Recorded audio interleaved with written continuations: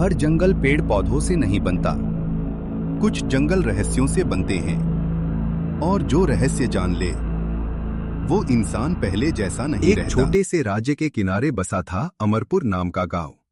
ना वहां सोना था, ना बड़ी हवेलियां, बस मिट्टी के घर, सूखी जमीन और मेहनत करने वाले लोग। उसी गांव में रहता था भीमू, एक गरीब लकड़हारा। उसकी पत्नी का नाम था सिया और उसकी दुनिया थी एक बीमार माँ और एक छोटी बहन गुड़िया। भीमू, आज फिर लकड़ी कम मिली क्या? हाँ सिया, जंगल अब पहले जैसा नहीं रहा। बेटा, मुझे चिंता नहीं है, बस गुड़िया को भूखा मत रहने देना। भीमू चुप हो गया।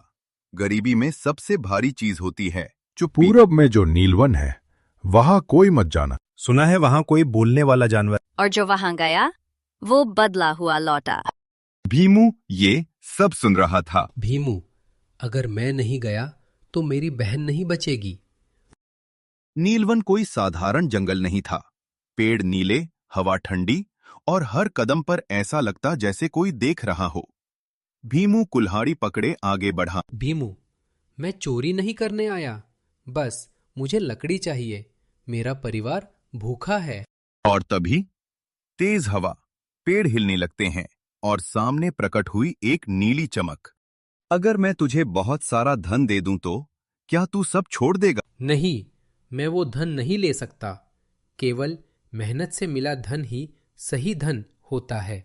अगर मैं तुझे शक्ति दे दूं? नहीं, शक्ति से इंसान अंधा हो जाता है। हिरन की आंखों में कुछ बदलाव सा आता है। उसी समय राज्य के महल में राजा देवव्रत परेशान थे। उनका बेटा वीरांश 3 दिनों से मूर्छित पड़ा था।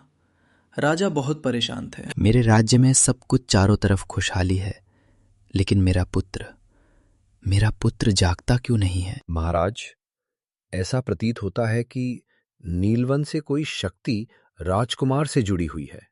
राजा सिहर उठा। हिरन फिर बोला है।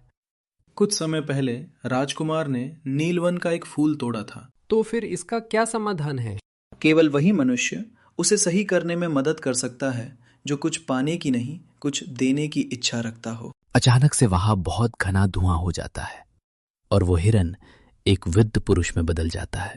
मैं वनदेव हूं। भीमू हैरानी से देखता है। देवता बनने से पहले मैं बहुत अहंकारी था। मुझे श्राप मिला था कि जब तक कोई निस्वार्थ मानव मेरे सामने खड़ा न हो तब तक मुझे श्राप से मुक्ति नहीं मिल सकती। राजकुमार को बचाया जा सकता है, लेकिन क्या तुम्हें उसके बदले में कुछ चाहिए? मुझे कुछ नहीं चाहिए, बस मेरी माँ ठीक हो जाए और मेरा परिवार 2 वक्त की रोटी अच्छे से पा सके। इससे ज्यादा मुझे कुछ नहीं चाहिए।